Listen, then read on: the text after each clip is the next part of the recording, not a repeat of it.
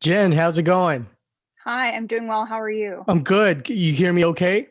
Yes, I can hear you. Can you hear Oh, me? yeah, I hear you perfectly. Thank you so Great. much for doing the pod, and I want to give you your flowers definitely for everything that you're doing for Los Angeles. You know, Thank you. you're putting us in the good blast as far as for because I lived in New York for a little bit, and the snobbery from Oh, the East Coast is terrible. yes, yes, I know what you mean. Yes. And thankfully with the internet, like content creators and editors like you can put something together and go like, hey man, we have our own thing going on here, which is great. Yeah, I hope so. And it's really great. I've been saying this is the best food city in the country for a while now. So it's nice that people around the country, specifically on the other side of the country, seem to be agreeing with us. So it's very good. But did it take a while for you to think that, or did you automatically think that? I mean, I grew up here. I'm from LA, and I've always thought that. But but most of my life I've been eating like in the San Gabriel Valley, and I have a family who loves food, and we drive around to different places. So, um, for a while I've been eating the best food in LA and Thai town or whatever tacos or whatever. So I've thought that for as long as I can remember. So. But do you feel like I saw one of your Instagram posts, like your grandma, you ate at Bacali, Hmm. right? Hmm. Do you feel a lot of it has to do with you being half Chinese? Because I know your parents are very open-minded. I've read that in doing Hmm. research. But I'm half Chinese, and my dad is a big, giant, hot damn snob. Like they're very critical of food, and I Hmm. and I learned. I just met my dad's side family probably a good 10 years ago, and I realized all the siblings were like snobs. Oh no, this Peking duck is not good. This Peking duck is good. Do you think a lot of that? Did you get to experience a lot of that on your Chinese side? Oh yes. My grandma, when we go to a restaurant, she is quick to critique it or quick to say that her fried rice, whatever, insert the dish here, tastes better. So definitely, I think there's a lot of that when we do go out to eat as a family for sure. And then with your parents, though, it seems like they were the very few ahead of the game as far as for palate. Maybe you could share kind of like, was it intentional? Did they drive? This is pre-Yelp, obviously. Hmm. But would they just drive out and just, hey, I see Glendale, they might have a good basmati rice there. Let's check it out. Yeah, I think they're just adventurous in that way. And it was always kind of like an event to go out to eat. Like we'll get together as a family and drive to a different neighborhood to try something new. Um, but yeah, it was just something fun for us to do on the weekends together. And I'm lucky that I have parents and grandparents too who value food and spending time together and trying new things. But you're I'm a lot older than you are. So like as far as for growing up on the millennial side, did Mhm. you still feel like, hey, you are half Asian or you are half white? Like was there any not necessarily racist experiences, but something that's exclusive growing up? Um, you know, I always felt Chinese and identified with my Chinese side of the family. And also I'm just closer to them because they live closer. And so we ended up spending a lot more time with my mom's side of the family.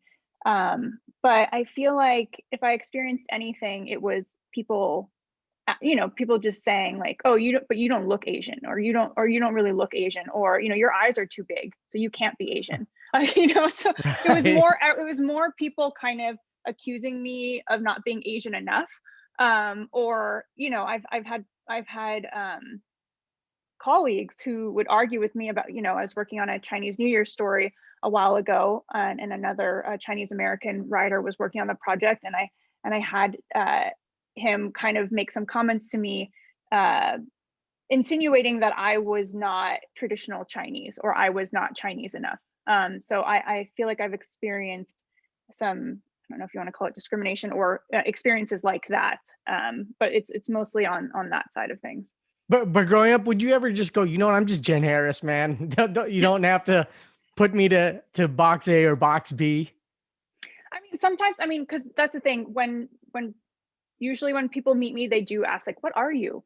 Like, are you half Asian? They always ask that. And so, but I guess it doesn't really bother me because I am half Chinese and I'm very proud of that. So I feel like I've actually never thought like, no, just call me Jen, or it doesn't matter, because I am very proud of my Chinese half. So Did a lot of your relatives on your mom's side had to go through? I guess they would be baby boomers at this point, but did they go through a lot of strife in migrating over here, or were they all first gen already? no, Your my mom. yeah, well, my mom was born here. Okay. Um, but and she and my grandparents have experienced obviously some racism and discrimination for being Chinese. And I think even my mom, uh, my dad is white and Jewish, and she was not immediately accepted by his family. Uh, you know, um, so, um, but yeah, I mean, they've had their own struggles. But my grandma is very hardworking. When she came here, my family had liquor stores, and they lived in Chinatown. They worked in Chinatown in downtown LA, and they just kind of started their own businesses and worked their way up and to being successful. And now my grandma owns some property that she's had for a while, and but it was hard for them, but they made the most of it. And when it came to like your mom meeting your dad, was it a big matriculation of thought like, oh, she's with some Caucasian now? You know, not that I know of. As far as I know, my mom's family has been very accepting of my dad. So if there was anything like that, they just didn't tell me. But yeah, as far as I know, no. Now, when I was looking up that you were also writing um, movie reviews. Was it pretty quick for you to go, you know, I'm going to drop movie reviews. I'm just going to stick to food at this point while you're going to school? You know what? I think maybe in college I might have written a A couple couple? entertainment stuff. Yeah. But I don't think I've done that for a very long time.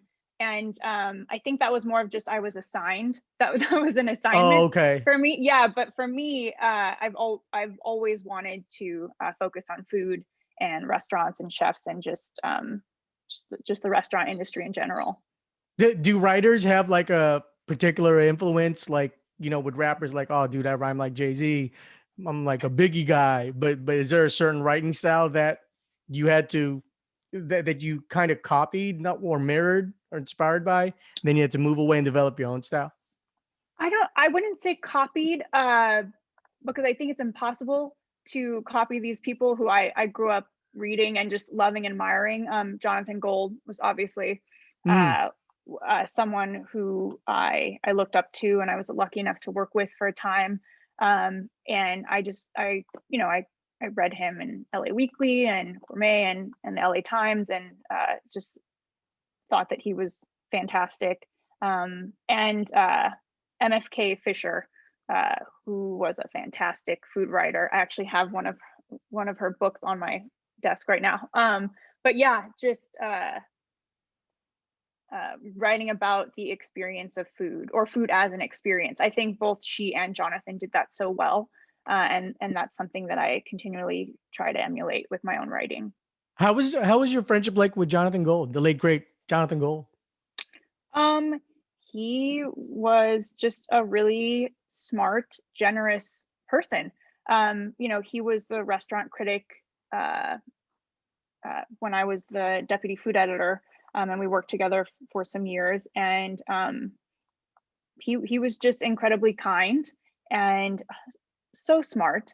And my favorite thing was when he would just kind of come in the office and walk over to my desk and then say something like, like out of the blue, I'm thinking about buying a kimchi fridge. And then we would just talk for an hour about that. And he just was a delight to be around. And And yeah, he was the best. Did you have to go through like, wait, I have to talk to him instead of looking at him as a mentor? Hey, we're peers. Was there like a period that you had to Oh, adjust? I never felt like we were peers. I was always I was always looking up to him and kind of starstruck by him. But and I considered myself very lucky to have worked with him. But yeah, no, I think I always looked at him as like, wow, or I think I always kind of pinched myself when I was talking to him, or when he actually uh we went out to dinner with my grandma and my uncle, and we went to a Chinese restaurant, and he was incredibly gracious and kind to her. I mean, at one point during dinner, she turned to him and said, "Jonathan, I don't know why you won't say it, but McDonald's has the best coffee." And I was just die, I just died laughing. I was like, oh my God, this guy is probably like, oh my God, your grandma, she's so crazy. But then, at the end of dinner, he said, all right, that's great. Well, when can we go out to eat with your grandma again? He was, yeah, he was the best. And Jonathan didn't get to experience any of the snobbery from the family then. Like, Well, no, I this mean, honey walnut shrimp is it's okay, but thank you. yeah, I'm trying to remember where we took him to eat. But yes, my grandma did have some thoughts on the kung pao chicken, which she says is the key to knowing if a restaurant is good or not, is if they can make kung pao chicken. So I think she thought theirs was a little subpar, and she did let him know that. Because there could be a line of uber respect coming from Jonathan, and then there could be like a almost like a mentee type thing where your grandma could be like, "Well, go here. I know you write food, but go here." And Hmm. with Jonathan, I had the privilege just to meet him. Like, he was very kind and relaxed.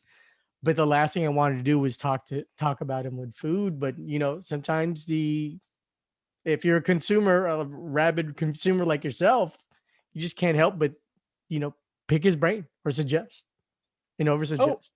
oh yeah, for sure. But I was always nervous when I suggested anything. Obviously, I was like, what if he hates it, or thinks this is terrible, or thinks, these other three places have a way better version. But then I realized, like, he was not super judgy in that way, and he appreciated your time and whatever context you could bring to whatever we were talking about. So I became less uh anxious about suggesting things to him as I knew him a little bit better. Did you experience like an economic product life cycle as you're learning more about the depth of food and culture, and then you pushed away from like McDonald's and Taco Bell, and then you realize, you know what, Taco Bell's dope. If it's 2 a.m., I'm stoned, or I got liquor in me, it's the only one open.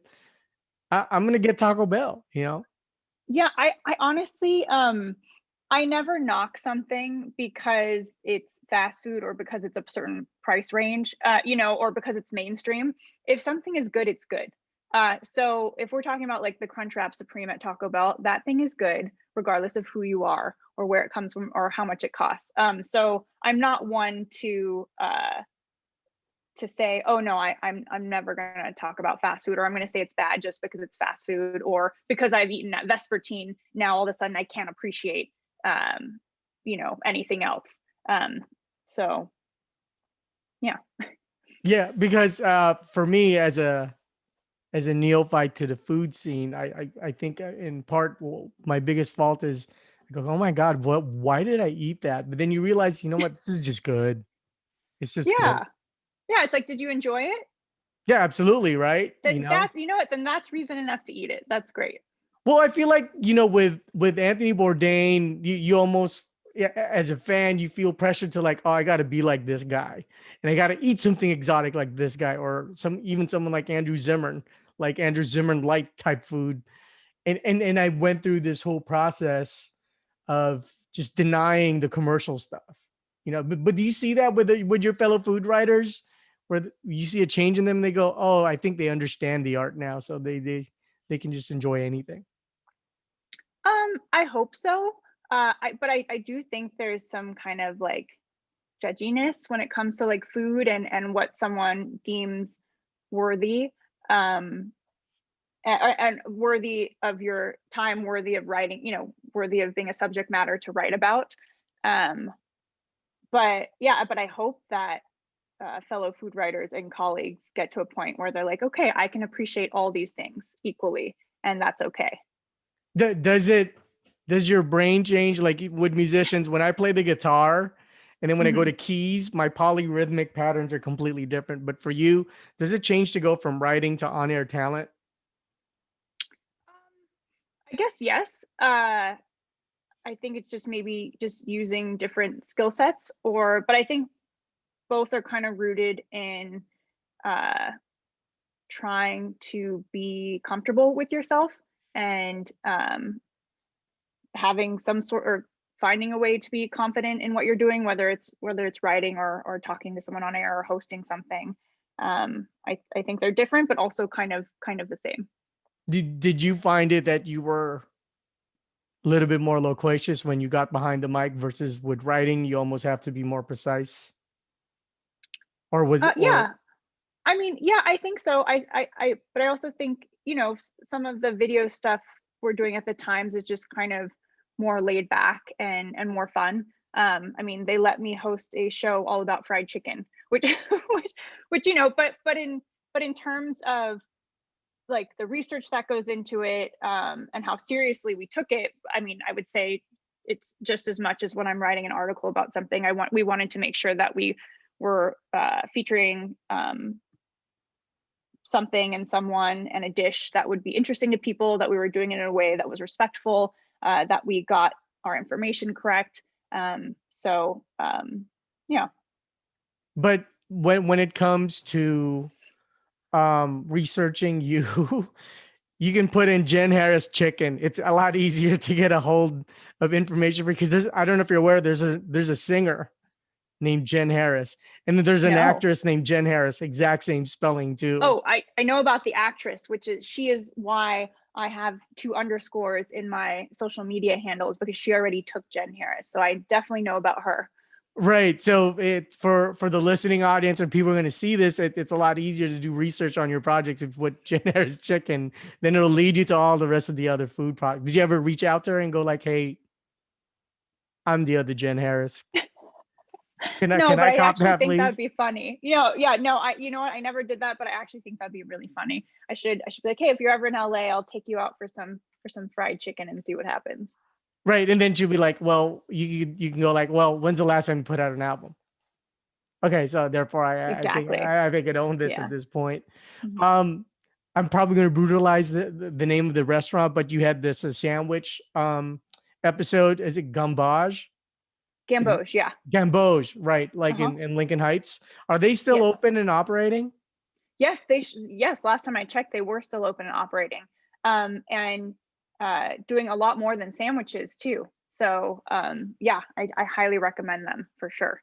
Yeah, and I'm happy to see like content like that because if they're in a predominantly Latino community and Hmm. they're getting embraced, without trying to be political, I wasn't a big Trump fan. You know, it would have been so bad if to hear news about like them vandalizing the restaurant and hearing like racial slurs from like the Latin community, but which I think where we're at now, enveloping and embracing others' cultures. You know, Yeah, as far as I know, nothing like that has happened there. And that the community has been supportive, so which is good. I have this theory that I need your input on. I feel like Okay. if you're from California, you are honorarily Mexican just because how much Mexicans have affected the world, right? You know, the tortilla wrap, the taco. I was in I was at Singapore and Philippines and Asia a few years ago, and it's like everyone's in utility of the taco now, and a lot of people are in utility of the burrito wrap. And I feel like, yo, I'm from LA, and it's like, yo, man, that's a little bit of us too, you know. Well, yeah, depending on how you look at it, yes. But that's so funny because when I think the last time I was in uh, London, Mexican food, and I put quotations around Mexican food because I think their interpretation of it there is different. But uh, was kind of gaining in popularity, and I was seeing certain places putting tacos on their menu, which on their menus, which was interesting. Um, but yeah, I mean, I think tacos, burritos. I mean, I love Mexican food. I grew up eating Mexican food around here. Um I go to Mexico to eat Mexican food. Go to Mexico City. So it's, I mean, it's just it's fantastic food. So it's no wonder that everyone wants to eat it and try to make it. Did you grow up in the Alhambra, Monterey Park area-ish? That part When I or? was very little, yes, and then we moved to Pasadena. Oh, okay, Pasadena is a really Hmm. good city. So it can be sleepier than what people think because there's the old town part in the 90s where everyone was getting shit faced, plopping their face on the floor Hmm. on Colorado, but that's a great area. Padma, I can't. I'm gonna brutalize, but Lakshmi, Lakshmi. Uh-huh. Lakshmi, right? Like she grew up in Duarte. Do you think if she were to explore the San Gabriel Valley now, you think she'd have a little bit more reverence for the food scene out there? She hated it, from what I've seen from her interviews. So I actually didn't know she was from Duarte. Well, they And moved. oh, okay. I didn't know she was from California. I had no idea, and I didn't know that she wasn't a fan of the food scene here. so so I would like to think that if she were to spend some time eating around the San Gabriel Valley, that she would enjoy it. I mean, she should enjoy it. But we've had, I mean, I don't know how old she is, but we've had great restaurants there forever. So I want to know where she was eating before, where she didn't find any good food.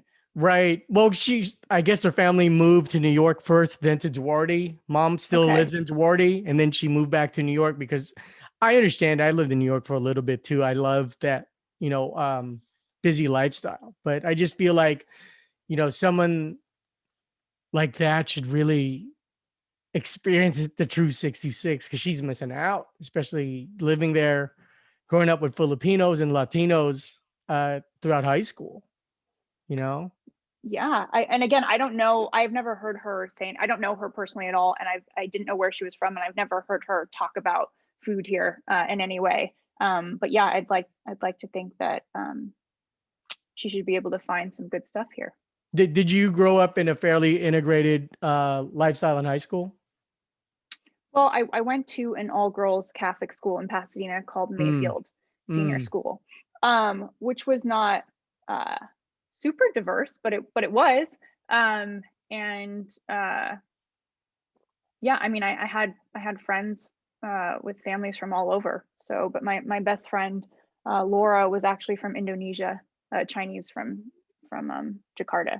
So, yeah, but yeah, I feel like I was fortunate enough to meet and become friends with a lot of different people in high school. And what kept you? Because it seems like you have such a wide appreciation for culture. What kept you in LA? Because I would think like you'd be living all over the map. um, uh, Money partially, just because I feel like it's expensive to live in other. I mean, it's very expensive to live here.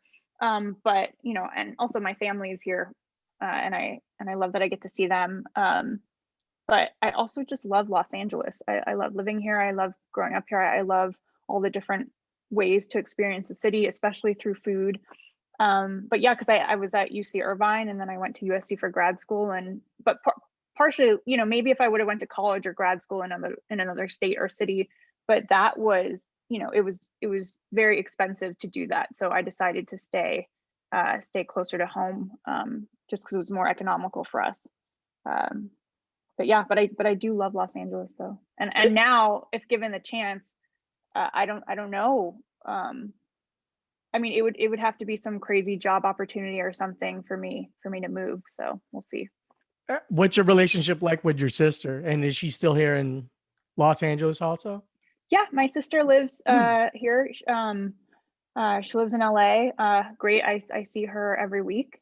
She's really great. She is actually a therapist who specializes in eating disorders.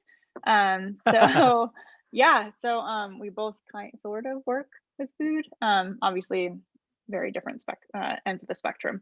But yeah, she's great. You could be the bad, you could be the devil on this shoulder, and you recommend her to go see my sister after you eat the shit, all the I mean, food. And I don't like to think of eating anything as bad, but I can see what you're saying. Yes.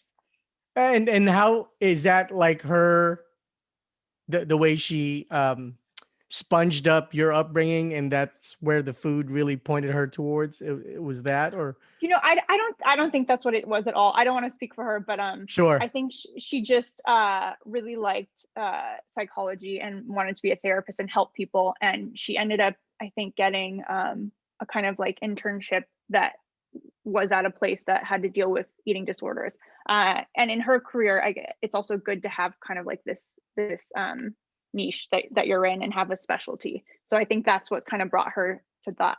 Not necessarily, I don't think anything about our upbringing kind of pushed her into working with eating disorders at all. Right. We're gonna go a little left here. With everything that's happening with the elderly Asians, they're being attacked right now. Can't believe I'm even saying it while smiling, like it's such a serious topic. But and I need another reaction to you. I was really upset, pissed off, and at the same time, I couldn't understand why other minorities were attacking minorities. And I think, um, which is bad of me to anticipate maybe someone white attacking an Asian because they're the dominant culture, but to see Latins and blacks primarily hitting up the elderly Asians really pissed me off and got me angry. Maybe I can get your reaction first, but why do you think minorities from oppressed cultures are oppressing other people right now? I don't even think it's that. I think it's just that people are oppressing other people right now. Okay. I think that this kind of nationwide surge in hate crimes and bigoted rhetoric is coming from a place of fear, and people are scared and they're upset and they are looking for other people to blame. It does not help that COVID is associated with China, that some people refer to it as the China virus. Sure. That for sure does not help the situation. And I think this stems from people being angry and scared and looking for someone to blame. But what do you think is, I wouldn't say solution, but how do we work on having people not have that anger? Do you think it takes the vaccine and the economy going back up to ease up on Asian people? Or what do you think is going to happen to improve society right now and their impression on Asians? I mean, I do think that the vaccine and the economy bouncing back will just help the world in general in terms of people, uh, in terms of putting an end to these hate crimes and this racism against Asian people. I think the solution is really education. Is just being aware of different cultures. Not having this monolithic notion of Asianness. Realizing that not all Asian people are the same. And kind of just and making that differentiation. And I think just educating yourself about Asian people and Asian culture will but you could say the same for any culture. Racism against any culture, I feel like it stems from a place of ignorance and not knowing, and not putting in the work to know. So I think that we all need to do some work to educate ourselves about other cultures, and especially about Asian cultures. Like, what's a good example? You mean consuming the food, befriending Filipinos, going to Bacali, I mean, I think any little bit helps. Kind of coming to grips with your own racial biases that you have, and but yeah, I mean, I've seen some memes where it's like I wish you loved us as much as you loved our food. You know what I mean? Because I feel like people do like to say, oh, I like Chinese food. But then they could turn around and be racist against Totally. Asian people. So I don't know if just eating the food will necessarily help. But just kind of looking at yourself and why you're making these assumptions about people, and you know, second guessing why you think something or why you think something about someone.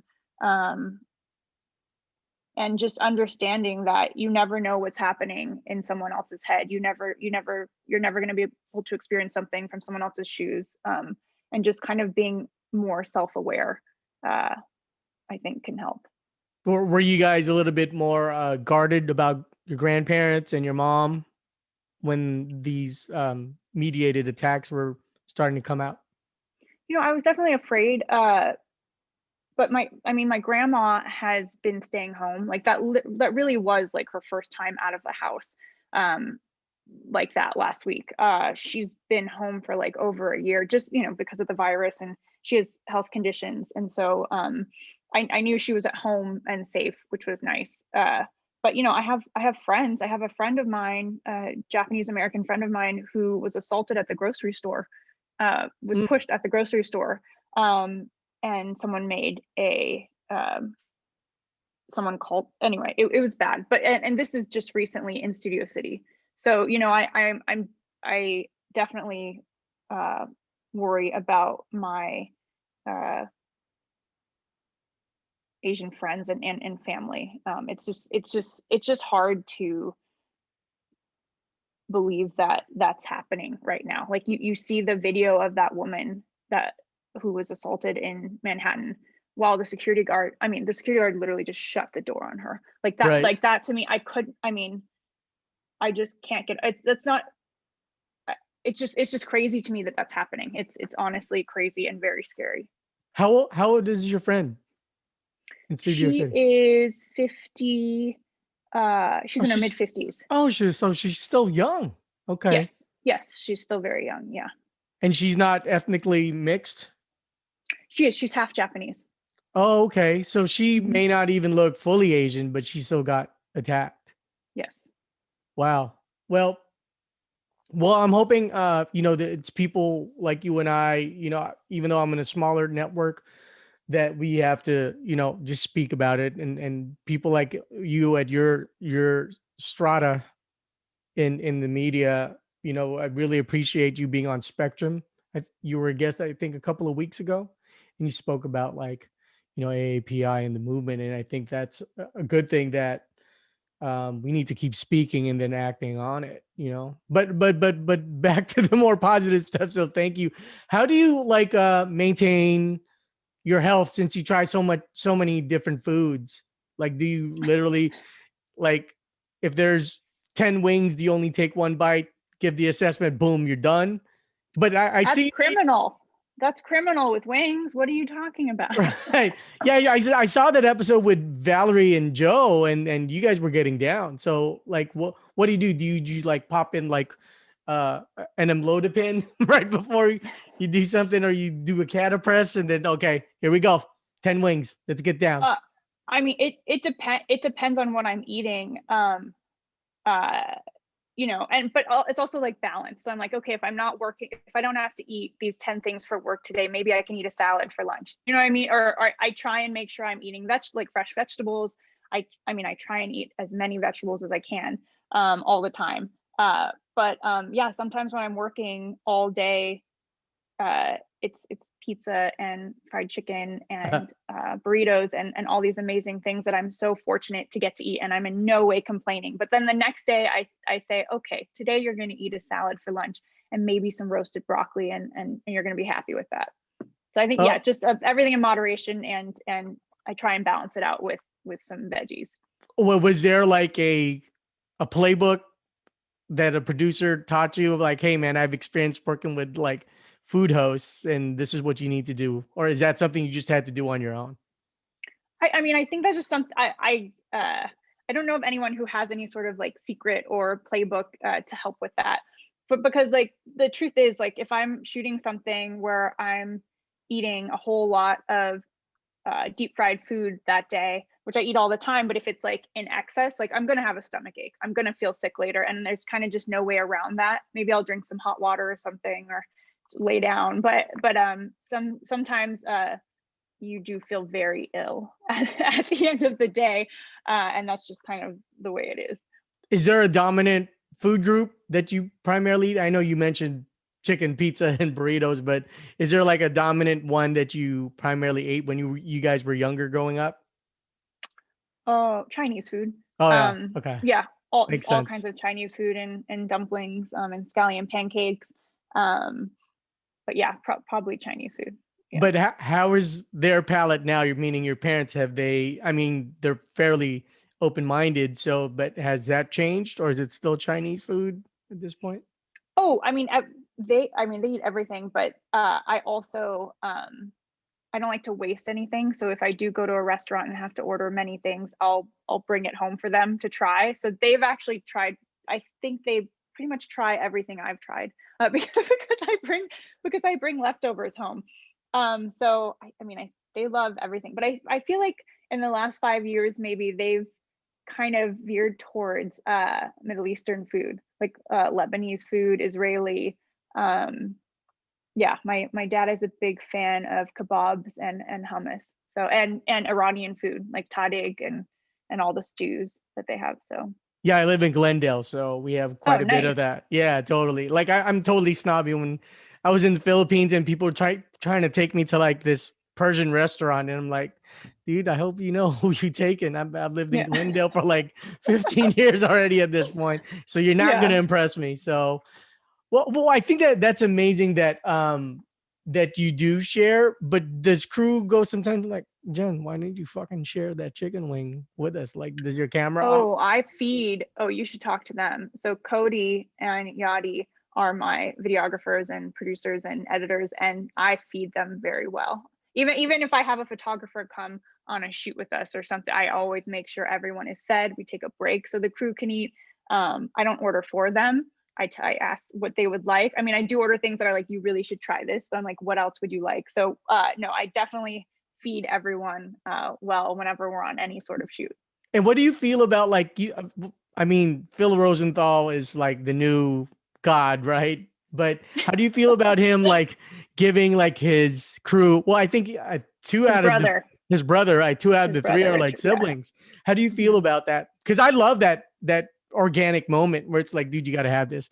J-Fi has like a bunch of Thai food, and it's like he's welcoming other people. But how do you feel that about the crew? Did you have to reshoot anything because you were so generous with the crew in the moment?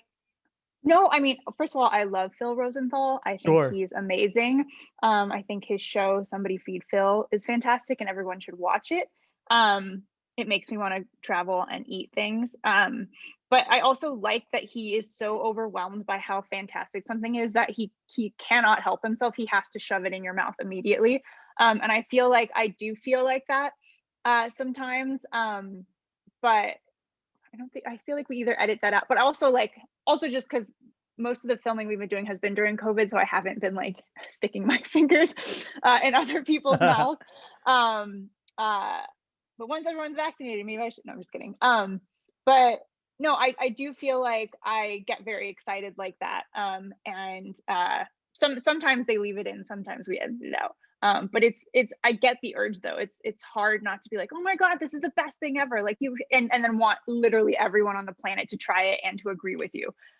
So but sometimes though, when we're shooting, like before we decide on a place, I will bring the crew just so I can kind of get that validation before we actually go shoot there. Because I just want everyone to be as obsessed with whatever the dish is as I am.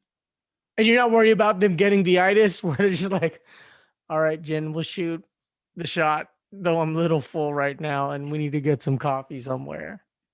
Has that I guess happened? no, actually no. Like maybe after one shoot when we were all eating cookies, it was like sugar overload. But no, I think they're kind of troopers, and they enjoy eating as much as I do. So it's a good team. And I'll start to wrap up. I know you've given a lot of time already. Um, did it feel natural to be on air talent or did you have an adjustment period? I mean, Natural, I don't know. I feel like, I mean, I always get nervous. I get nervous to do anything on camera, but I feel like I've just become more comfortable with being nervous, if that makes sense. Like, it's Sure. like I'm always gonna feel like this, like, oh God, like I might mess up or whatever. But then I was just like, okay, what's the worst that can happen? All right, you mess up. It's okay. You know what I mean? Like, I just kind of look at it that way and try to be comfortable in that like anxious state, which has helped me. But I don't think it comes uh naturally. I'll just say it that way. Wait, hey, right across from Macaulay. No, I'm Hmm. talking as like, we're like homies. Right across from Yeah. Macaulay, have you ever eaten at Tasty Garden when it was Yes, of open? course I have. Yes. Yes. They had that amazing eggplant hot pot. Did you ever have that there? Yes, Yes, absolutely. it was so good. The Szechuan eggplant hot pot. That was my favorite thing to get there. I loved that place. Yeah. I, I tell everyone, if the aliens came and they said, take me to the Chinese spot, I'm like, dude, it's this Tasty Garden. And you got to try like the steamed pork with salted egg yolk. Yeah. I mean, I was so sad when they changed over to a different chef, and then it became like I forget the name. But why would a restaurant so successful like that? I don't know if you have any insider baseball information on that. Why would they close? Because that was like a busy, dope, amazing family restaurant. Yeah. Did they actually also open another location on Atlantic? I thought they had Yeah, maybe. it's whack. Oh my Yeah, god, which it's wasn't terrible. wasn't the same, wasn't as good. I haven't been to the I don't. Arcadia one either.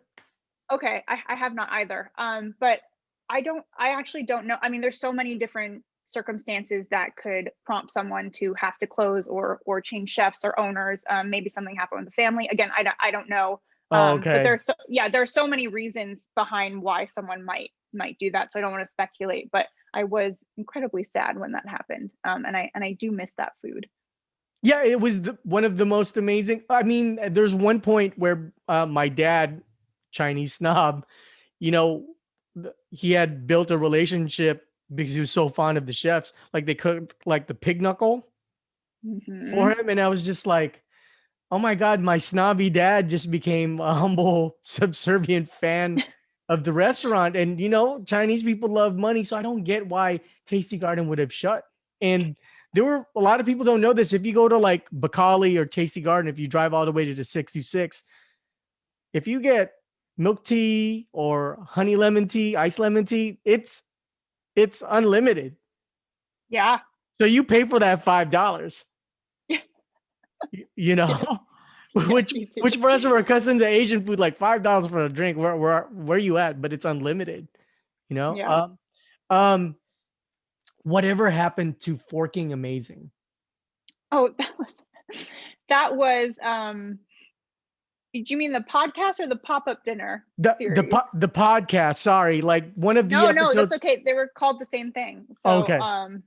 uh that was just something I did with a friend of mine at the time for fun. And then I think we both got really busy with our day jobs and we just didn't have time to do it anymore. But that was a really, really fun podcast. Yeah, did they cut out like muted when you the one episode that I saw was the pizza one? Well, no, you had several pizza ones, I do believe. We But ate a did lot of they pizza. right? Did you guys mute the waveform when you guys would chew and eat the pizza? We had people in the booth controlling the sound, so they might have done that. I don't. Oh, okay. We didn't. Me and Dom, my co-host, we didn't do it on our end. So if they did, I can't remember, but if they did that, it would have been something that the producer did in the booth. Yeah. Yeah, because I was astonished. I'm like, how are they like proper quiet and They must have, because I'm a loud eater, so they they must have. And I have jaw issues, so sometimes it clicks. Like they probably were like, Jen is so like, we have to mute that. That's probably actually what happened. They definitely did that on purpose. Yeah. okay, last thing, and you've Mhm. given a lot of time. I am insecure when it comes to slurping. Okay. Whether if it's ramen or even if it's a Chinese soup with noodles. But the feeling of taste really is different when you slurp. So do you just slurp away in front of people when you're having ramen, or are you judicious? Because with me, if it's like if I see a bunch of people that are slurping their asses off, then I'll get down and do it. But if I'm around families, females, it's like I really should slurp this, but I'm not going to slurp this. So how are you Oh, when it comes to that? I slurp. I slurp away. I feel like if I feel like I shouldn't eat with people who I can't slurp around. but that's one thing though. I feel like just like eating or being loud and kind of really enjoying my food or eating with my hands, like that's something I'm very comfortable with. And I feel like if you have a problem with it, that's your problem. So I say slurp away. You do you, and definitely slurp. Okay, a few quick fire ones. Ribeye or fillet? Oh, ribeye. Okay, 100%. good. Crab or lobster? Crab. Oh, okay. Please expound on why crab. I Because think for us part Chinese people, it's like instrumental. Well, I think just there's so many crab dishes I love, and I make crab cakes all the time. Blue crab hand rolls. I don't know. I just immediately thought of like 10 crab things I like to eat. I do like lobster, but I just crab. The chili crab from Singapore. Oh my gosh, yes. But specifically, oh my gosh, what's that restaurant? It was in Story Kitchen. Oh my god, that was reason enough for crab. Yeah, crab for me. Rice or bread? Rice. That sounds like it's not even a choice. No, it's not even a choice. I could give up bread, but I could not give up rice. Never. Sandwiches or pizza? Sandwich. Mm-hmm. Oh, well, the three you said earlier was chicken, pizza, and I'm shocked.